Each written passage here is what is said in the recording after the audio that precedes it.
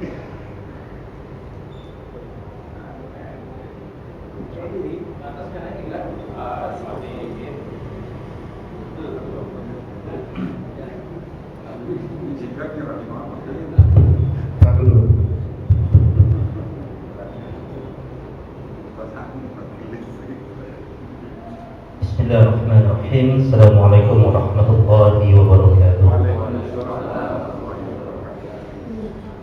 Innal hamdalillah nahmaduhu wa nasta'inuhu wa nastaghfiruhu wa nastahdihi wa na'udzu billahi min shururi anfusina wa min sayyiati a'malina. Man yahdihillahu fala mudilla lahu wa man yudlil falan tajida lahu waliyyan mursyida. Asyhadu an la ilaha illallah wahdahu la syarika lahu wa asyhadu anna Muhammadan abduhu wa rasuluhu man la nabiyya wa la rasula ba'dahu. Qala Allahu jalla wa ala fi kitabihil karim. A'udzu billahi as-sami'il 'alim minasy syaithanir rajim. Bismillahirrahmanirrahim. Ya ayyuhalladzina amanu taqullaha haqqa tuqatih wa la tamutunna illa wa antum muslimun. Amma ba'du. Bapak-bapak dan ibu-ibu jemaah kaum muslimin wal muslimat, yang mudah-mudahan pada malam hari ini kita senantiasa dimuliakan dan dirahmati Allah Subhanahu wa taala. Syukur alhamdulillah, puja dan puji syukur hanya milik Allah Subhanahu wa taala. Selawat dan salam mudah-mudahan senantiasa tercurah kepada qudwah dan uswah hasanah kita, Nabi kita yang mulia Muhammad sallallahu alaihi wasallam. Mudah-mudahan tercurahkan juga kepada para keluarga beliau, kepada para sahabat beliau, dan kepada kita umatnya yang mudah-mudahan tetap terus istiqamah berjalan di bawah naungan Al-Quran dan As-Sunnah yang beliau bawa. Jemaah kaum muslimin, sesuai dengan apa-apa yang pernah kita sampaikan pada pekan sebelumnya, bahwa pada malam hari ini kita akan coba membahas yaitu hal-hal yang berkaitan dengan sifat saum Nabi Muhammad SAW, yaitu hal-hal yang berkaitan dengan kaidah-kaidah atau prinsip-prinsip ilmu yang berkaitan dengan puasanya Nabi Muhammad SAW. Ya, ini yang boleh kita sepakati. Kita ambil dari kitab Syarah Bulughul Maram, sebuah hasil terbaik yang dikarang oleh Imam Ibnu Hajar Al-Asqalani rahimahullahu ta'ala pada hadis yang nomor 669 halaman 667 pada bab yang disebut dengan kitab Shiyam, yaitu bab puasa Ramadan. Jemaah kaum muslimin, satu hal yang harus kita garis bawahi bahwa ternyata al-isti'adadu bi shaumi yaumil Ramadan, bahwa persiapan untuk menyambut hadirnya bulan Ramadan ternyata sebuah sunnah yang memang diajarkan oleh Rasulullah dan para sahabatnya dan para generasi salaf lainnya. Jemaah kaum muslimin, di antara persiapan Rasul itu, Aisyah menyampaikan dalam hadisnya, kata Aisyah radhiyallahu taala anha, kana Rasulullah sallallahu alaihi wasallam idza jaa Rajab wa Sa'ban yukthiru qiyamah. Rasul itu ketika masuk bulan Rajab dan Sa'ban, maka Rasul memperbanyak ibadah puasanya. Maksud dari puasa di sini adalah puasa sunnah yang telah Rasul syariatkan, gitu ya. Maka ini bentuk persiapan Rasul untuk menyambut hadirnya bulan Ramadan. Jadi puasa yang dimaksud di sini bukan puasa khusus bulan Rajab dan Sa'ban, tapi adalah puasa-puasa yang telah disunnahkan dalam syariat yang datang dalam bentuk hadis yang sahih, seperti puasa sunnah Senin Kamis, seperti puasa Daud, puasa selang-seling Pak ya. Hari ini puasa, besok enggak, besoknya ada puasa lagi, puasa Daud namanya. Atau puasa Ayyamul Bid, puasa-puasa yang memang Rasul sunnahkan, di situ letak penekanannya. Nah, di antara persiapan yang lain yaitu juga persiapan ala ilmu. Yang ini yang akan kita lakukan itu kita mereview kembali, mengulang kembali tentang hal-hal yang berkaitan dengan persiapan kita untuk menyambut bulan Ramadan agar kita betul-betul memahami tentang hakikat, hikmah dan faedah bulan Ramadan itu. Karena hari ini fenomena di negeri kita menunjukkan, Pak, bahwa Ramadan di negeri kita itu terkadang terasanya cuma 3 hari doang, Pak. 3 hari kerasa berpuasa, Pak, ya. Orang nggak ada yang berani makan di siang hari, ya. Orang nggak berani untuk merokok di siang hari. Tapi masuk hari keempat, lihat di warteg-warteg, Pak, banyak kaki-kaki yang mulai bergentayangan gitu. Nah, bahkan orang udah nggak malu-malu keluar dari rumah makan sambil bawa tusukan giginya, gitu, Pak, ya. Nah, gitu, nunjukin seolah nantangin Allah nih. Ya Allah, engkau suruh untuk berpuasa nih, gua nggak puasa katanya. Nah, ini orang seperti ini adalah orang-orang yang jahil, yang tidak memahami tentang hakikat dari ibadah puasa Ramadan, gitu ya. Makanya kita penting untuk memahaminya, karena sadarilah kalau bapak-bapak dan ibu-ibu Allah takdirkan untuk nanti kita ketemu dengan bulan Ramadan, maka itu sebuah bukti bahwa Allah sayang sama kita, Pak. Karena potensi kita untuk mampu mendongkrak amaliyah kita, untuk kita mampu untuk mendongkrak segala bentuk amalan-amalan kebaikan, potensinya hanya ada di bulan Ramadan, gitu ya. Jadi kalau Allah masih pertemukan kita di bulan Ramadan, maka bukti berarti Allah masih sayang sama kita, Pak. Maka tunjukkan keseriusan kita untuk kita betul-betul mampu untuk menjalankan ibadah di bulan Ramadan.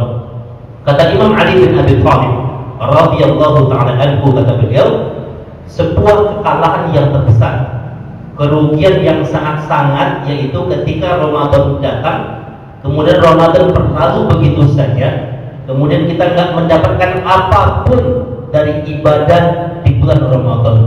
Nggak ada dampak apa-apa bagi kita. Ramadan datang terus pergi, nggak ada perubahan apapun dalam kualitas hidup dan kualitas ibadah kita. Kalau itu terjadi, maka di hadapan Allah kita tercatat sebagai orang-orang yang merugi di hadapan Allah. Nah, coba kita introspeksi diri sekarang, Pak. Puluhan tahun sudah kita ketemu dengan Ramadan. Sudahkah Ramadan ini memberikan sebuah dampak yang positif di dalam perubahan hidup kita? Jikalau tidak, maka waspadalah kita. Jangan-jangan kita termasuk orang-orang yang merugi di hadapan Allah Subhanahu wa ta'ala. Dan hal yang paling terpenting, mari kita memahami kaidah-kaidah apa saja yang berkaitan dengan ibadah Ramadan dan sekelumit persoalan yang ada di dalamnya. Jemaah kaum muslimin, kita bahas satu persatu. Saya kalau di masjid lain dan di beberapa perusahaan, ini kalau bahas fikih Ramadan sekitar 3 atau 4 kali pertemuan ya. Tapi kalau saya hitung-hitung, kita kan menjelang Ramadan, kita kan ini yang terakhir apa masih ada nih? Yang terakhir kali ya? Ya, yang terakhir ya. Nah, makanya mudah-mudahan nanti ini menjadi sebuah bentuk hal yang memang menjadi persiapan kita untuk kita menghadapi bulan Ramadan ya. Jemaah kaum muslimin, kaidah yang pertama yaitu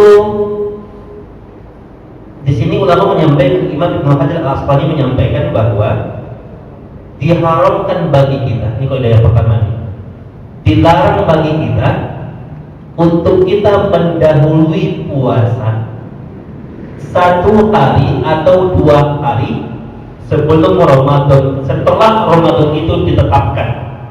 Saya ulangi, diharamkan bagi kita atau terlarang bagi kita untuk mendahului puasa sehari atau 2 hari setelah Ramadan itu ditetapkan. Hadisnya yaitu dari Abu Hurairah. Rasulullah SAW bersabda, yang diriwayatkan oleh Imam Bukhari dan Muslim, kata Rasul, la tuqaddimu Ramadan bisawmi yaumin wala yaumain illa rajulun kana yasumu sauman falyasum. Kata Rasul, diharamkan bagi kalian untuk berpuasa sehari atau 2 hari.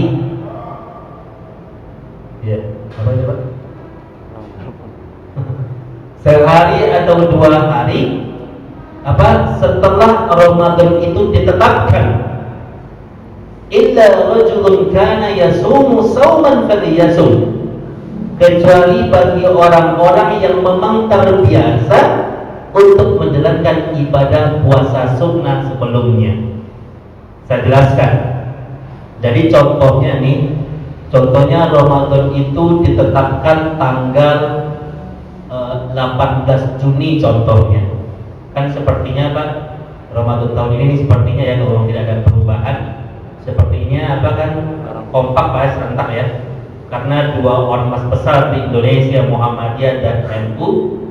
NU itu pakai metode Ru'yatul Hilal dan Muhammadiyah pakai metode Hisab. Maka insya Allah dengan izin Allah, ini dua ormas besar ini insya Allah ketemu nih ya konsepnya, dan insya Allah Ramadan serentak. Dan kalau memang tidak ada perubahan, maka insya Allah Ramadan itu jatuh pada tanggal 18 Juni insya Allah. Nah biasanya nanti pemerintah ngikutin yang banyak aja biasanya. Nah gitu. Makanya rahimahumullah, kalau keputusan itu sudah ditetapkan ya oleh pemerintah tentunya, maka kita dilarang untuk berpuasa sehari atau 2 hari setelah penetapan itu. Umpamanya puasanya ditetapkan hari Kamis contohnya, terus kita sengaja untuk puasa hari Rabu atau hari Selasa atau 2 hari itu kita berpuasa. Kita berpuasa itu karena kita ragu, kita berpikir, wah benar gak sih Ramadan hari Kamis ya, ragu, mendingan saya mendahului aja deh. Nah gitu ya, itu niat kita. Yang puasa yang karena keraguan itu, maka itu di dalam ilmu fikih berdasarkan hadis Rasul disebut dengan as-saumu yaumus syak, puasa pada hari yang meragukan dan hukumnya diharamkan. Kata Rasul, man shoma bi yaumil ladzi yasukku fihi faqad asa Abul Qasim. Barang siapa yang berpuasa pada hari yang meragukan karena dia ragu dengan keputusan itu, maka sesungguhnya dia telah mendurhakai Allah dan Rasulnya, maka puasa itu diharamkan. Maka Pak, yang lebih selamat kalau kita lihat berdasarkan hadis Rasul dan ketetapan para sahabat, bahkan para ulama terdahulu, bahkan ulama sunnah yang hidup pada hari ini dari zaman dahulu sampai sekarang sepakat untuk menentukan awal Ramadan, untuk menentukan Idul Fitri, sebaiknya kita memakai keputusan pemerintah. Nah gitu Pak ya. Jadi sebaiknya kita memakai keputusan pemerintah. Saya kalau bahas tentang bagaimana metode hisab yang dipakai oleh Muhammadiyah dan bagaimana metode Ru'yatul Hilal yang dipakai oleh NU, ini akan panjang nanti pembahasannya. Bisa 2 hari sendiri kita membahasnya. Tapi hal yang terbaik, kita tetap berbaik sangka, insya Allah dua-duanya adalah bagian dari masalah ijtihad ya. Maka hal yang terbaik kita sebagai umat, sebagai masyarakat, sesuai dengan apa-apa yang telah diarahkan oleh Rasul, sebaiknya kita mengikuti keputusan pemerintah. Karena jemaah rahimahumullah, kan pemerintah yang memutuskan ini kan bukan presiden kita ya, tapi Majelis Ulama Indonesia. Ada orang Kementerian Agama didukung oleh ormas-ormas Islam yang ada, berarti mereka juga berijtihad berdasarkan pemahaman ilmu yang mereka miliki. Makanya kata para ulama, ini kalau seandainya saja kita bicara nih, seandainya keputusan itu salah, ini seandainya ya, contohnya keputusan itu salah umpamanya, maka kalau seandainya salah pun, maka kita tetap berada pada jalan kebenaran. Dalam kaidah usul fikihnya disebut, yaitu al-khata'u yahtamilus shawab. Walaupun salah, tapi kalau kalian salah dalam mengikuti keputusan pemerintah pada hal ini, maka kesalahan kalian tetap berada pada kebenaran. Nah ini ijtihad hukumnya Pak. Jadi kalau orang berijtihad, dia bersungguh-sungguh untuk mencari sebuah ilmu, kalau dia betul, dia dapat pahala 2. Begitu hadisnya. Kalau dia salah, dia masih dapatin pahala 1. Nah hukum itu berlaku bagi kita masyarakat yang mengikutinya. Maka yang lebih selamat Pak, di mengikuti keputusan pemerintah. Dan itu bukan saya yang nyuruh, tapi berdasarkan hadis Rasul yang sahih dan pemahaman para ulama terdahulu sampai ulama sunnah yang hidup pada hari ini. Makanya kalau kita lihat Lajnah Daimah Ulama Saudi memutuskan, kata beliau apa? Ru'yah itu ada dua, melihat bulan itu ada dua. Ada yang disebut dengan ru'yatul mahalliyah, melihat bulan secara lokal. Ada ru'yatul alamiyah, ru'yah secara internasional. Yang terbaik kata para ulama Saudi yaitu kalian ngikutin ru'yatul mahalliyah, ru'yah lokal, dan mendengarkan keputusan pemerintah setempat. Itu yang terbaik, gitu ya. Makanya di zaman Rasul terjadi perbedaan lebaran di zaman Rasul antara penduduk Madinah dengan penduduk Yaman. Dan Mu'adz menyampaikan itu kata Rasul, dua-duanya benar karena kalian telah mengikuti ulil amri, pemerintahan yang memang mereka pun mengambil dalil dari Al-Quran dan Al-Hadis berdasarkan ijazah ilmu yang mereka miliki. Nah itu Pak ya, ini faedah yang pertama, bahwa kita wajib untuk ngikutin keputusan pemerintah dan jangan berpuasa pada hari yang meragukan. Ada pengecualiannya Pak, kecuali bagi orang yang terbiasa berpuasa sunnah. Saya contohin Pak, umpamanya puasanya jatuhnya hari Selasa umpamanya, terus Seninnya Bapak puasa, tapi Bapak puasa Senin, itu Bapak puasanya puasa sunnah hari Senin, maka itu dibolehkan. Ya, itu pengecualiannya. Atau tadi kita contohin umpamanya puasa jatuhnya hari apa tadi? Kamis, Rabu Bapak puasa, tapi Rabu itu Bapak puasa sunnah Daud umpamanya, maka itu dibolehkan. Karena ada dalilnya, pengecualiannya. Atau apa? Illa rajulun kana yasumu sauman falyasum, kecuali seseorang yang memang terbiasa dia menjalankan ibadah puasa Ramadan, gitu ya. Ini belum Ramadan, petasan udah bunyi Pak ya. Gitu. Kalau kita gaya Ramadannya seperti itu ya, gitu, semaraknya petasan gitu ya, ibadahnya nggak tahu ya. Nah, jemaah rahimakumullah, ini hal yang pertama faedahnya. Kemudian yang kedua jemaah rahimakumullah, yaitu tentang kaidah orang-orang yang melihat hilal, ru'yatul hilal. Ru'yatul hilal melihat hilal itu penentu awal bulan gitu ya. Kalau ada orang yang udah melihatnya, berarti dia harus disumpah. Ketika datang seorang Arab Badui kepada Rasul mengatakan, "Ya Rasulullah, inni ra'aitul hilal." Ya Rasul, sesungguhnya aku melihat hilal. Kemudian Rasul bertanya kepadanya, apakah kamu mau disumpah? Disumpah atas nama Allah, disumpah atas nama Rasul. Kemudian kata orang ini, qala na'am ya Rasul. Kemudian kata Rasul kepada Bilal, ya Bilal, fa'adzana bin nasi ayyasumu ghadan. Wahai Bilal, umumkan kepada manusia bahwa besok kita berpuasa. Jadi faedahnya Pak, kalau ada orang yang udah melihat hilal, kemudian udah diambil sumpahnya, maka tidak boleh ada jalan lain kecuali wajib kita berpuasa karena dia udah bersumpah. 2 tahun yang lalu kita bareng-bareng datang kita ke Kementerian Agama, dan saya itu adalah orang yang mengkritisi keputusan pemerintah ketika itu. Jadi di Cakung itu ada yang udah melihat hilal. Kemudian orang dari Kementerian Agama perwakilan di setiap titik itu udah mengambil sumpah orang ini. Kemudian kalau Bapak lihat, ternyata ketika itu terjadi perbedaan keputusan pemerintah, gitu ya. Jadi pemerintah akhirnya memutuskan puasanya besok, Lebaran besoknya. Sementara posisi orang ini udah disumpah. Sebenarnya ini bagian dari bentuk kesalahan yang terbesar. Yang kita persoalkan bukan keputusannya, tapi seharusnya dalam kaidah ilmu fikih, seharusnya kalau kita memang ragu dengan penglihatan seseorang, dengan ru'yatul hilalnya, bahwa dia udah ngaku lihat hilal, kalau kita masih ragu dengan khabar yang dia berikan, seharusnya jangan diambil dulu sumpahnya. Begitu caranya.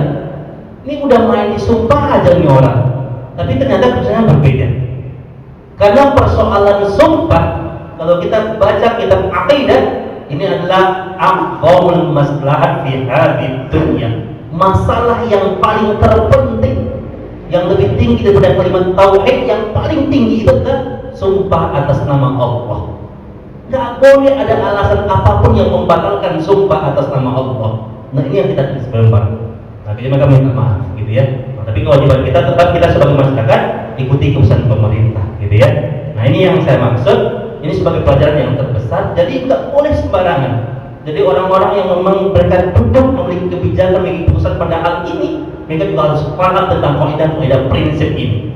Nah gitu ya. Jadi kalau orang sudah diambil sumpahnya, soalnya tidak boleh ada alasan apapun yang membatalkan sumpah ini. Karena kekuatan itu adalah kekuatan yang terbesar, bersumpah atas nama Allah. Jadi kalau masih ragu, tahan dulu deh, jangan disumpah dulu nih orang. Ya gitu ya. Kecuali kalau yang nyumpahnya orang biasa mah nggak ada masalah gitu ya. Tapi kalau yang nyumpahnya dari pemerintah, maka ini sebuah bentuk problem yang terbesar yang nggak boleh ada alasan apapun yang membatalkan sumpah ini. Nah gitu. Ini kalau bapak ingat 2 tahun yang lalu ini super ramai di Indonesia, itu super ramai. Dan kita saya termasuk yang memimpin ketika itu beberapa kriteria kita kepada pemerintah terkait dengan poin-poin ini. Jadi kita berikan harus menjadi sebuah pelajaran yang terbesar, ya, karena memang kita telah mempertaruhkan nama Allah Subhanahu Wa Taala, zat yang mulia, zat yang tertinggi, dan nggak boleh batal apapun kalau kita sudah mempertaruhkan nama Allah Subhanahu Wa Taala. Nah, gitu. Ini kaidah yang kedua. Kaidah yang ketiga bahwa ketika kita berpuasa Ramadan, maka kita diwajibkan untuk kita berniat, dan niat itu harus sudah kita hadirkan sebelum fajar datang, sebelum azan subuh berkumandang. Kalau kita sampai nggak sempat untuk meniatkan puasa sebelum azan subuh datang, maka puasa kita tidak sah. Dalilnya apa? Dari Hafsah Ummul Mukminin anna Nabi sallallahu alaihi wasallam qala. Dari Hafsah Ummul Mukminin, Nabi sallallahu alaihi wasallam bersabda, kata Rasul, "Man lam yubayyit siyam qabla al-fajr fala siyama lahu." Barang siapa yang tidak meniatkan puasa sebelum azan berkumandang, maka enggak sah puasanya. Hadis ini diriwayatkan oleh Imam yang 5. Kemudian ditambahkan Imam At-Tirmidzi dan Imam An-Nasai, dirajihkan dalam kitab fikihnya, disahihkan secara maqbu oleh Ibnu Khuzaimah dan Ibnu Hibban dan Imam Daruqutni dan para ulama hadis lainnya sahih. Ya. Jadi bapak-bapak, startnya kita berniat itu, Pak, kalau kita habis berbuka nih, kita langsung meniatkan puasa untuk besok, itu udah sah itu, Pak. Bapak habis berbuka ya, buka puasa nih. Coba ya udah, insyaallah besok puasa deh. Gitu ya kan, jadi sebenarnya kita menyengajat dalam hati kita. Maka sebagian ulama mengatakan bagaimana dengan niat yang dilafalkan. Kalau kita habis tarawih kan imam suka tuh mimpin niat. Yo jemaah, bareng-bareng yuk kita berniat. Nawaitu shauma ghadin an ada'in fardhi syahri Ramadan hadhihi sanah lillahi ta'ala. Ada mimpin tuh. Nah, kalau niat yang dilafalkan itu ingin kita ikutin, satu syaratnya kata para ulama. Kalau tujuan kita melafalkan niat untuk memperkuat apa yang ada di hati pada bab puasa ini, maka itu dibolehkan. Tetapi prinsipnya tetap yang paling utama, niat itu kita hadirkan di hati. Fungsi kita melafalkan hanya untuk memperkuat apa yang ada di hati. Ya, ingat ya, ini poin yang terpentingnya. Ya, makanya kata para ulama, ketika seseorang dia hadir pada jamuan makan sahur, walaupun dia nggak sempat untuk melafalkan niat, maka sesungguhnya dia sudah berniat. Karena niat arti yang sesungguhnya adalah dimakna al-qasdu, artinya menyengaja. Sengaja kita hadirkan di hati kita sadar melaksanakannya, berarti kita sudah berniat. Kan kalau kita di kantor, kita kerja pas-malasan, kan bos kita sudah ngomong, masuk kerja niat gak sih gitu kan, gitu. Tapi nggak pernah kita berangkat kerja kita bilang gitu ya, sengaja aku kerja mulai jam 7 sampai jam 4 sore lillahi ta'ala, kan nggak ada. Nah ini ya, jadi kalau kita ingin melafalkannya pun sebagian dari pendapat ulama Syafi'iyah membolehkan, tapi dengan tujuan apa? Memperkuat apa yang ada di hati. Tapi yang utama tetap yang ada di hati kita. Karena dalam hukum bakti dijelaskan, ketika apa yang ada di hati beda dengan apa yang dilafalkan, maka yang Allah nilai tetap apa yang ada di hati kita. Ini pada bab yang berbicara tentang ahammiyatun niyat, tentang urgensinya niat. Gitu ya. Beda dengan puasa sunnah, Pak. Kalau puasa sunnah itu boleh niatnya di saat itu juga. Dalilnya mana? Aisyah menyampaikan, kata Aisyah bercerita, Aisyah dakhala alayya Nabi sallallahu alaihi wasallam. Suatu hari Rasul itu masuk ke rumah kami, kata Aisyah. Kemudian Rasul berkata kepada Aisyah, "Ya Aisyah, hal indakum syai'un?" Wahai Aisyah, hari ini ada enggak yang akan dimakan? Subhanallah, banyak Nabi kita ya. Manusia yang kaya raya, miliuner, Pak. Kaya tuh Rasul kita, Pak. Tapi Rasul itu sehari-harinya, Pak, sering enggak ketemu makanan, sering enggak makan Rasul itu. Karena kekayaan yang beliau miliki beliau gunakan untuk pembangunan Islam, buat menyantuni anak yatim, buat dakwah-dakwah kaum muslimin. Ini hebatnya Rasul. Apa kata Aisyah ketika Rasul bertanya, "Ya Aisyah, hari ini ada nggak yang akan dimakan? Hal indakum syai'un?" Apa kata Aisyah? Qala la ya Rasul. Ya Rasul, maaf, hari ini nggak ada yang akan dimakan. Perbagian makanan habis ya Rasul. Terus apa kata Rasul? Kata Rasul, qala fa inni idan shaim. Enggak apa-apa Aisyah, kalau begitu hari ini kita puasa aja. Nah, itu puasa sunnah. Puasa sunnah itu boleh Pak, niatnya satu juga. Umpamanya Bapak hari Senin pas libur di kantor, sholat subuh, habis sholat subuh ngantuk tidur gitu ya. Tidur pas bangun-bangun zuhur. Pas bangun zuhur berpikir, waduh malas banget nih makan minum gitu ya. Memang dari pagi kita belum makan belum minum nih. Karena kita berkata, ya udah deh, mendingan saya puasa aja deh. Itu boleh. Tapi pada puasa apa? Pada puasa sunnah. Tapi dalam puasa wajib, maka niat itu wajib dihadirkan sebelum azan subuh berkumandang.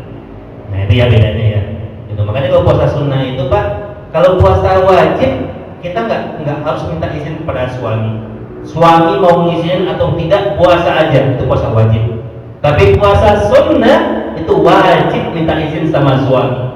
Kalau suaminya nggak mengizinkan, nggak sah puasanya. Dalilnya, ini kata Rasul, la yahillu lil mar'ati ayyasuma wa zawjatuhu syahidun. Nggak halal, haram bagi seorang istri, tidak halal atau haram bagi seorang istri berpuasa sunnah dan suaminya sedang ada di rumah dan suaminya tidak mengizinkan dia untuk berpuasa. Itu puasa apa? Puasa sunnah. Wajib minta izin sama suami. Nah gitu ya. Tapi kalau puasa wajib, di sini atau enggak tetap puasa gitu. Kalau di sini mah suaminya aja yang nggak benar dia, masa puasa wajib nggak diizinin gitu ya. Ini faedah tentang apa? Niat. Faedah berikutnya, ini saya percepat aja nih Pak ya.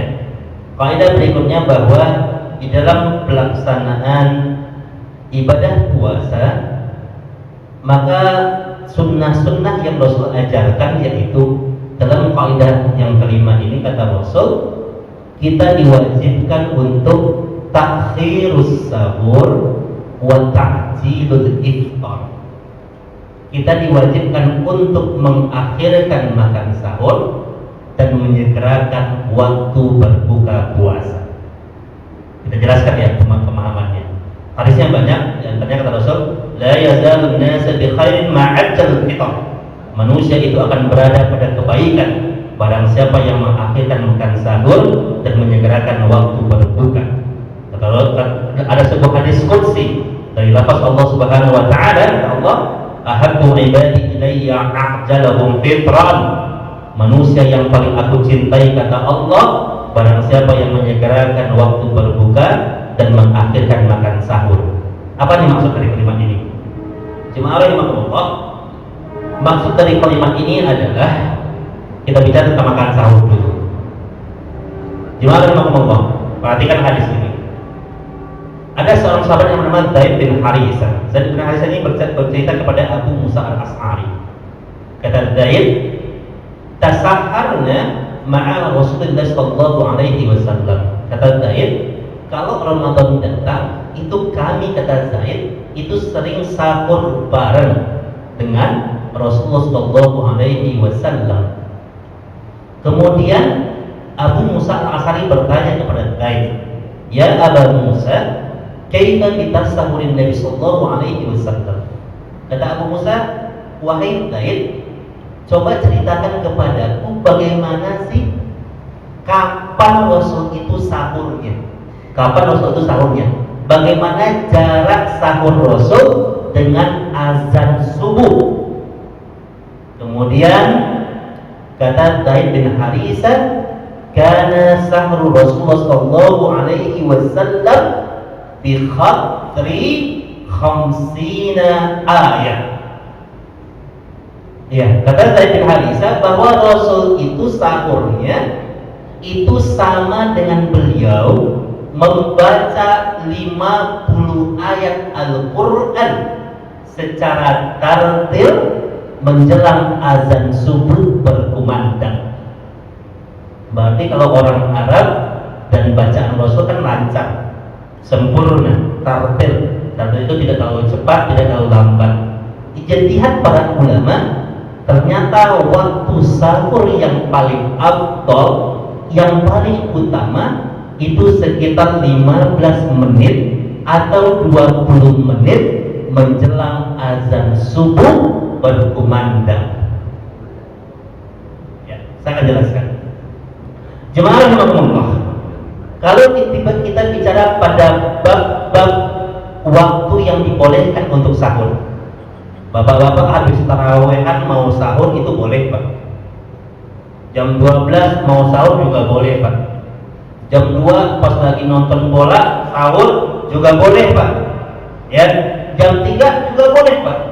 Tapi ingat, dari sekian banyak waktu-waktu yang diutamakan, ternyata waktu yang paling utama dalam hadis yang sahih ini, yang ribuan perawi meriwayatkan hadis ini, ribuan perawi, Pak. Di setiap tingkatan yang meriwayatkan hadis ini, ternyata waktu yang utama itu sekitar 15 menit atau 20 menit, atau kalau mau kita jaga-jaga 30 menit menjelang azan subuh berkumandang. Pertanyaannya, ya, kita kan lagi galau nih. Ustaz, di rumah saya tertempel tuh jadwal imsak yang Ramadan. Kan itu bedanya, Pak, ya. Sama kan, saya nanya gitu juga sebenarnya waktu Kiai jelasin, ini apa nih Pak Kiai ini jelasinnya gitu ya. Jadwal imsaknya itu kan tertempel tuh. Di jadwal imsaknya tertulis kalau subuhnya jam 5 berarti 10 atau 15 menit sebelum azan subuh, seolah-olah kita udah nggak boleh makan dan nggak boleh minum. Maka untuk kita mengimbangi dakwah di masyarakat, Pak, kan kita nggak boleh tergesa-gesa mengatakan haram gitu ya, nanti kaget orang, Pak. Jadi caranya kalau saya menjelaskan kepada masyarakat bahwa tetap gunakan jadwal imsakiyah, tapi gunakan jadwal imsakiyah itu dalam rangka untuk kehati-hatian. Jadi kalau di masjid udah diumumkan, gimana? Ini udah imsak nih. Nah, kita udah kasih tahu tuh.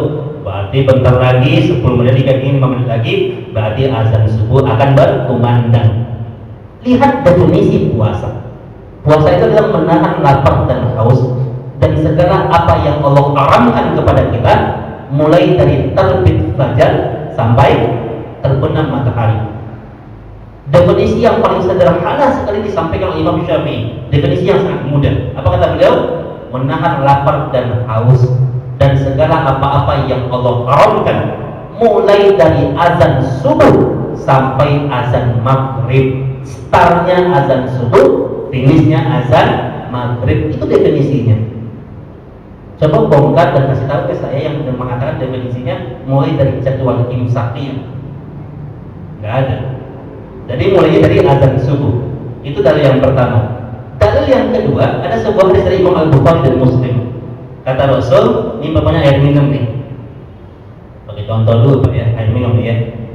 Kata Rasul, ini hadisnya diriwayatkan Imam Bukhari dan Muslim, dan ada sekitar 9 perawi yang sepakat dengan kesahihan hadis ini, dan ternyata udah mutawatir dan wajib untuk diterima. Kata Rasul, idza sami'tumun nida, apabila kalian mendengarkan suara azan subuh berkumandang, wal ina'u fi yadikum, dan kalian sedang minum air, itu al-ina biyadikum, kalian sedang minum air. Sami'tum nidah, dan kalian dengerin azan tapi kalian sedang minum. Apa kata Rasul? Fala tara' hatta taqdi hajatahu, maka air yang ada di tangan kalian itu jangan kalian taruh, kata Rasul, sampai kalian minumnya seteguk atau 2 teguk. Jelas. Kadang pemahaman kita dulu diajarkan oleh nenek moyang kita. Saya dulu Pak, ya mungkin bapak-bapak nggak ada pada tahun dulu, nenek saya ngajarin kalau kita lagi makan katanya, terus ada makanan di tenggorokan kita, azan katanya, muntahin katanya. Gitu. Tahu nggak Pak kalau bapak muntahin apa resikonya? Seketika itu juga bapak telah mengawali puasa bapak dengan alahat yang membatalkan ibadah puasa, batal langsung Pak. Kenapa? Karena ingat, di dalam hadis dijelaskan bahwa salah satu hal yang membatalkan ibadah puasa yaitu muntah dengan sengaja. Maka hadis menjelaskan, kata Rasul, idza sami'tumun nida, kalian lagi tanggung makan nih, lagi minum, wal ina'u fi yadikum, sementara kalian lagi minum nih, atau kalian lagi makan, maka kata Rasul segera ambil minum, diminum seteguk 2 teguk kemudian taruh, dan saat itulah kalian mulai start ibadah puasa. Jadi kita nggak boleh menghabiskan apa yang ada di piring, nggak boleh menghabiskan apa yang ada di tangan, tetapi apa yang udah tanggung maka sempurnakan, kata Rasul, kemudian taruh, dan itulah mulai ibadahnya puasa kita. Ini yang membantah tentang adanya dalil imsakiyah. Tapi saya sarankan imsakiyah itu tetap kita pakai. Apa tujuannya? Dalam rangka untuk kehati-hatian, Pak. Jadi kalau masjid sudah mengumumkan, hati-hati ya, hati-hati nih, bentar lagi nih. Jadi kita upayakan sebelum azan subuh berkumandang, kita udah nggak makan, kita udah nggak minum, itu lebih baik. Nah gitu ya, nah itu caranya seperti itu ya. Jadi memang tetap secara prinsip kita usahakan ketika azan sudah berkumandang, aktivitas makan dan minum itu sudah kita hentikan. Nah gitu ya. Nah ini yang saya maksud bahwa berbicara tentang bab tentang apa, tentang sahur gitu ya, maka ini hal yang paling prinsip yang wajib untuk apa kita jalankan ya gitu. Nah itu waktu yang utama. Kemudian jemaah rahimakumullah, kemudian tentang berbuka itu ternyata sunnahnya juga wajib disegerakan, Pak. Apa tuh pengertian disegerakan? Yaitu ketika azan maghrib sudah berkumandang ya, maka kita segera batalkan ibadah puasa kita. Itu pengertian disegerakan, Pak. Jadi bukan berarti azan jam 6 kita udah buka jam 5 gitu ya. Nah itu batal puasanya. Yang maksud disegerakan apa? Kalau udah waktunya berbuka segera batalkan. Kalau Bapak nih sampai azan udah berkumandang, azan maghrib, terus Bapak, aduh saya masih kuat nih, saya puasa aja sampai isya, Bapak nyambung puasa seperti itu disebut dengan puasa wisol namanya, dan itu hukumnya haram. Kenapa? Karena itu adalah akidahnya orang-orang Syiah laknatullahi alaihim. Jadi puasa wisol itu nggak boleh puasa wisol, puasa nyambung, karena Islam itu datang dalam bentuk sebuah sistem agama yang sama dengan fitrah manusiawi. Jadi kalau azan udah berkumandang, batalkan puasanya. Dan bagaimana cara membatalkan ibadah puasa? Yang pertama kita berdoa puasa, Pak. Apa doa yang diajarkan oleh Rasul? Yang sesuai dengan hadis yang sahih, ya, bukan sesuai dengan iklan. Apa hadisnya? Bacalah doa itu, dhahabat dhama'u wabtallatil uruqu wa thabatal ajru insyaallah. Ini hadis yang sahih. Bagaimana Ustaz yang di televisi? Allahumma laka sumtu wa bika amantu wa ala rizqika aftartu bi rahmatika ya arhamar rahimin. Secara kaidah hadis, Pak, ini sebenarnya nggak ada di asal usulnya hadis ini. Jadi kalau kita cek dalam kitab al-hadis dhaifah yang dikarang oleh Syekh Al-Albani, ini nggak ketemu nih hadisnya tentang Allahumma laka sumtu itu. Ya Bapak bisa cek, atau Bapak coba sekali apa, kalau yang sering pakai apa kiai Google ya, lihat di mbah Google gitu ya, itu nggak ketemu hadisnya. Seluruh ulama sepakat inilah aslalahu. Tapi ulama berpendapat seperti ini. Ini ya, bagi yang menengah, ini saya menengani pendapat para ulama. Ada para ulama, contohnya gini Pak, ini bab doa ya, ini kalau kita bicara bab doa nih. Pokoknya seorang kepala sekolah, Dia bilang ke anak-anaknya, para siswa-siswi semuanya, karena saat ini kalian akan menghadapi ujian negara, ujian nasional. Mari kita berdoa pada Allah Subhanahu wa Ta'ala. Mudah-mudahan kalian lulus, dan setelah kalian lulus, kalian mendapatkan nilai yang terbaik, diterima di perguruan tinggi yang terbaik. Itu kata seorang Pak. Dia doain muridnya. Saya mau nanya nih sekarang, doa yang barusan saya baca ada nggak dalam Al-Quran, Pak? Ada nggak? Nggak ada, Pak ya? Ada nggak dalam hadis itu doa? Nggak ada juga kan? Boleh nggak kita berdoa seperti itu? Boleh, Pak. Nah, begitu juga dengan Allahumma lakasumtu. Jadi sebagian ulama mengatakan boleh kita berdoa memakai Allahumma lakasumtu sepanjang kita tidak menyandarkan itu kepada hadis Nabi. Paham, Pak ya? Ya kan yang nggak boleh itu kalau kita baca itu kemudian kita sadar ini kan hadis Nabi. Nah, risikonya besar kan kalau kita mengada-ngada, kita klaim sebagai hadis Nabi. Apa kata Rasul? Falyatabawwa'u maq'adahu minan nar. Seolah-olah kita membuat tempat duduk dari api neraka yang nanti akan kita duduki. Nah, itu resikonya di sana. Makanya caranya kalau kita ingin baca Allahumma lakasum itu baca aja. Tetapi niat kita adalah itu sebagai doa permohonan kita kepada Allah, dan kita tidak sandarkan itu kepada hadis Nabi. Nah, itu bedanya ya. Dan makanya doa itu ada yang masru', ada yang ghairu masru'. Masru' itu doa yang berasal dari Al-Quran, ya, dan itu yang paling utama yang kita baca. Ada doa yang ghairu masru', doa yang sesuai dengan hajat dan kebutuhan kita, doa yang berasal dari bahasa kita, permintaan kita, isinya kebaikan, tetapi nggak ada dalam Al-Quran dan hadis, tapi itu boleh untuk kita ucapkan. Kan kita sering berdoa doain teman kita, gua mau pulang nih doain ya, gitu kan, gitu. Udah, mudah-mudahan selamat ya dalam perjalanan. Kan kita doain juga itu. Nah, itu kan doa. Boleh nggak kita berdoa seperti itu? Boleh. Terus kalau katanya ada nggak dalam Al-Quran? Nggak ada. Ada nggak dalam Al-Hadis? Nggak ada. Nah, makanya caranya ini adalah, makanya doa yang terbaik apa kata Rasul? Doa yang sesuai dengan hajat dan kebutuhan kita. Itu doa yang terbaik ya. Boleh nggak kita doa pakai bahasa Betawi, Pak? Boleh. Boleh, Pak. Boleh kita doa pakai bahasa Betawi. Ya kita, tapi kita nggak boleh Allah kita luluin gitu ya. Nah, ya Allah, gua lagi luka kuning dong, nah itu nggak boleh ya. Jangan Allah duluin gitu ya. Nah gitu ya. Jadi boleh pakai bahasa Betawi ya, sesuai dengan kebutuhan kita. Ini hukumnya boleh gitu ya. Sepanjang memang kita tidak memutlakkan itu sebagai hadis dari Rasul. Karena kan Allahumma lakasumtu secara makna kan bagus, Pak. Allahumma lakasumtu, ya Allah, dengan namamu kami berpuasa. Wa bika amantu, dan denganmu kami beriman ya Allah, gitu ya.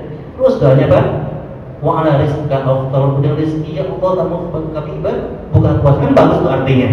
Nah gitu, jadi ini yang saya maksud. Makanya kalau bisa kita iringkan setelah kita baca zahabat doma wa tadquruhu wa tadal insyaallah, kemudian kita baca doa Allah itu boleh.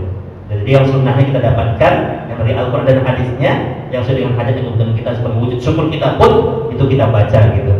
Nah, habis kita baca itu, maka kata Rasul, falyuftir ala tamrin. Kalau kalian sudah berdoa, maka berbukalah kalian dengan kurma. Dengan kurma. Fa illam yajid, kalau di daerah kalian nggak ada kurma, itu susah kalian dapatin kurma, ya, yang banyak kolak sama gorengan gitu ya. Maka kata Rasul, fa illam yajid, kalau kurma itu susah kalian dapatin ya, falyuftir ala ma'in. Maka kalian berbuka dengan apa? Dengan air putih. Nah, kita kan fa'innahu tahurun, karena kurma dan air putih itu adalah makanan berbuka yang Allah hadiahkan kepada kalian, dan dua makanan ini langsung keberkahannya dari Allah. Itu Pak. Tapi hari ini pakai air putih gitu ya. Pernah ya, yang ada juga apa Pak? Teh manis, kolak, sirup, waduh, banyak amat ya gitu ya. Solusinya gini Pak. Bapak kalau ibadah puasa Pak, dapatin dulu deh sunnahnya, dapatin dulu pahalanya. Jadi kalau azan udah berkumandang, pertama kali yang Bapak minum itu air putih dulu Pak, pahalanya dapatin dulu deh. Nanti kalau udah minum air putih segelas, baru deh hajar yang lainnya. Itu caranya ya. Jadi ininya kita dapat dulu sunnahnya, karena ini adalah dari Allah yang langsung menyampaikan tentang keberkahannya ya. Jadi dan ternyata menurut pesantren ini sesuai nih Kita pernah konsultasi dengan dokter kesehatan, jadi kalau air putih yang kita minum katanya itu memperlancar pencernaan kita dan peredaran darah kita, itu cocok banget sebelum kita menyantap yang lainnya. Jadi habis azan berkumandang, air putih sedang segelas gitu ya, jangan yang hangat, jangan yang terlalu dingin, yang biasa aja kita minum. Nah habis itu baru cendolnya, kolaknya, gorengannya, ajar ya, tapi tidak boleh berlebih-lebihan gitu ya. Nah ini kaidahnya di sana ya. Dan yang terakhir udah azan ya, ini kalau bahas ini padahal nih sebenarnya ada 15 kaidah nih, tapi saya baru sampaikan 4 kaidah nih ya. Jemaah rahimahullah, hati-hati kita dengan pencuri pahala di bulan Ramadan. Ini saya ingin ingatkan. Berhati-hati kita dengan pencuri pahala di bulan Ramadan. Saya buat usaha dengan pencuri pahala. Apa itu pencuri pahala itu? Pencuri pahala yang pertama adalah televisi. Itu pencuri pahala yang pertama. Jemaah rahimahullah, survei membuktikan ketika orang makan sahur itu yang banyak dia tonton adalah acara lawak, acara ketawa-ketawa yang gak jelas. Padahal kita harus sadar ya, kita harus sadar bahwa waktu menjelang kita sahur, kita lagi makan sahur itu, ingat itu adalah waktu-waktu yang paling utama di mana doa permintaan kita itu Allah kabulkan, waktu yang mustajab di situ. Terus kalau pencuri pahala yang kedua apa? Menjelang berbuka kebanyakan kaum muslimin menghabiskan waktunya buat ngabuburit, ya, nyari gorengan, puas gitu ya, nyari terus. Ini waktu yang mencuri pahala juga. Saya tidak melarang, tapi seharusnya kalau kita ingin keluar puasakan jam 5 gitu ya. Nanti 15 menit, 10 menit menjelang waktu berbuka puasa, kita duduk bareng keluarga kita. Bikin manajemen puasa jemaah rahimahumullah. Dan saya pernah terapkan ini luar biasa nih manfaatnya. Jadwal hari Senin berarti bapaknya yang mimpin doa, diambilin sama istrinya, diambilin sama anaknya. Bapak minta tuh apa keinginannya, tapi bapak jangan minta keinginannya nikah lagi ya. Nggak bakal diambilin sama istrinya, kita terbuka puasa berantem. Hari kedua yang doa istrinya, itu yang diambilin samanya. Hari ketiga kakaknya, ya. Hari keempat dedeknya, yang kelima terus begitu, bikin jadwal. Jadi ngomong ngabuburit jam 5 habis asar deh, 10 menit menjelang berbuka puasa doa, duduk bareng, mati dulu televisi. Karena acara-acara Ramadan itu memang dikonsep sekilas medan Islami, tapi dikonsep membuat kita jauh dari agama kita. Itu waktu mustajab itu, ya, sahur berbuka itu yang kita dilupakan, kita terlupakan, terlelahkan gitu. Makanya waktu yang paling indah di hadapan Allah cuma 2 waktu. Waktu sahur sama waktu berbuka, yang kedua ketika kita bertemu dengan Allah Subhanahu wa taala. Itu waktu yang dirindukan oleh kaum muslimin. Gitu ya, tapi banyak pencuri waktu, pencuri pahala ketika Ramadan jatuh. Ya. Jadi kalau pas sahur ya, silakan kita punya televisi, acara yang mengingatkan kepada Allah, punya ada acara hafid Quran, ada ceramah boleh gitu ya. Tapi acara nonton kita stop dulu. Nanti menjelang azan subuh berkumandang ya kita doa ya. Ayat yang doa pertama kalian mengaminkan ya. Bikin jadwal seperti itu. Indah Ramadan kita berdampak nantinya. Gitu ya. Makanya sekarang banyak tausiah-tausiah di dunia apa? Andaikan ini Ramadan yang terakhir. Nah, terus menjadi bagi kita. Ya, jadi jadikan Ramadan sekarang itu lebih bermakna agar ada dampaknya dalam hidup kita. Ramadan kan kesalahan kita yang terbesar kalau Ramadan datang kemudian kita anggap Ramadan bulan biasa saja. Kalau udah seperti itu mindset kita, maka kita sudah dicatat sebagai orang-orang yang sangat merugi di hadapan Allah Subhanahu wa taala. Gitu ya. Itu aja, udah azan. Ada yang nanya kan ya? Udah ya, udah paham kayaknya, cuma ngulang-ngulang doang ya. Itu aja barangkali yang bisa saya sampaikan. Ada yang nanya, Pak? Monggo kalau panitia mengizinkan, kalau sama gimana pengurus? Monggo ya. Sadar Pak. Tanya awal tadi Pak, yang sesi sholat kita kan udah selesai, udah lewat. Kita udah suami, udah puasa. Ada sesi sholat dulu yang coba tanyakan bedanya. Misalnya di kampung-kampung kita kan ada yang namanya sholatnya sebelum puasa ini sholat 40 hari. 40 hari maksudnya apa? Bedanya antara yang di Mekah Al-Bait itu dengan sholat 40 itu apa maksudnya? Bagus Pak pertanyaannya Pak. Ya, saya dulu di kampung juga Ini Pak ya, orang Padang Pak ya. Ya. Ya sama kan saya Bapak juga orang Padang Pak ya. Jadi kita masih satu marga Pak ya. Jadi kalau saya dulu sekarang memang sering mimpin sholat 40 hari ini Pak. Sebenarnya hakikat orang menjalankan kaidah pada 40 hari itu kalau yang saya pahami Pak ya, itu sebenarnya mereka ingin menjadikan 40 hari itu sebagai bentuk masa-masa latihan gitu. Artinya setelah 40 hari selesai, artinya berjamaah itu menjadi sebuah kebiasaan nantinya. Memang tidak ada pahala-pahala khusus kalau kita bicara tentang 40 hari sebenarnya. Ya gitu. Karena kalau kita lihat ada sebuah konsep ilmu hari ini yang dikembangkan oleh para ilmuwan itu namanya apa? Ilmu grafologi namanya. Menebak sebuah karakter dengan tulisan. Saya pernah pelajari itu grafologi itu, ternyata itu juga masa-masa juga dipakai masa-masa 40 hari. Artinya masa-masa untuk orang menjadi sebuah pembiasaan, kemudian pembiasaan itu menjadi sebuah karakter baginya. Jadi bagi saya kaidah 40 hari hal-hal yang biasa-biasa saja kalau niatnya sebagai wadah untuk latihan yang memiliki sebuah harapan yang besar. Setelah dia lepas dari 40 hari itu, maka ibadah yang dia istiqomahkan selama 40 hari itu menjadi sebuah kebiasaan dan menjadi karakter pribadinya yang sangat melekat baginya. Nggak apa-apa ya, tapi kalau memang dia beranggapan 40 hari ini masanya untuk taat, habis 40 hari habis juga ketaatannya, maka itu yang tidak dibolehkan. Tapi setahu saya Pak ya ketika saya dakwah di kampung-kampung terpencil dulu, orang-orang masih ngamalin 40 hari ini yang saya tahu itu hanya sebatas latihan doang Pak. Jadi 40 hari dia amalkan, habis 40 hari kemudian dia menjadi karakter yang memang menjadi kebiasaan yang baik bagi dia. Kalau sepanjang niatnya untuk itu Pak, maka insya Allah seperti halnya Ramadan deh. Ramadan 1 bulan penuh 30 hari atau 29 hari. Ramadan itu hakikatnya sebagai bulan apa sebenarnya? Syahrul tarbiyah, bulan latihan sebenarnya. Ya. Nah, bulan latihan dididik kita 40 hari untuk kita sabar dalam ketaatan, sabar untuk tidak bermaksiat. Habis Ramadan, ketaatan itu hendaknya mampu untuk kita pertahankan. Di Ramadan kita diajarkan tarawih sholat malam. Habis Ramadan pertahankan juga dong sholat malam. Di Ramadan kita diajarkan untuk puasa. Habis Ramadan soalnya kita juga terbiasa untuk puasa-puasa sunnah. Nah gitu. Jadi saya anggap ini hanya kaidah-kaidah yang menjadi bentuk pembiasaan-pembiasaan yang dengan harapan yang besar menjadi karakter hidup bagi mereka. Nah bagi saya innamal a'malu binniyat Pak. Semua perbuatan tergantung kepada niatnya. Kalau niatnya untuk latihan, untuk pembiasaan, maka insya Allah maka itu bukan satu hal yang dilarang dan itu insya Allah dibolehkan. Itu Pak ya. Wallahu a'lam. Itu saja ya.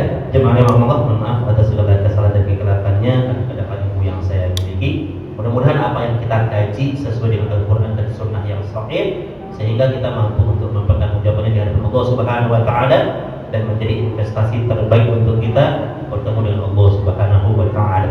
Kita tutup dengan doa kafaratul majelis. Subhanallah wa bihamdika, subhanaka anta astaghfiruka wa atubu ilaik. Qul qawli hadza, wassalamu alaikum warahmatullahi wabarakatuh.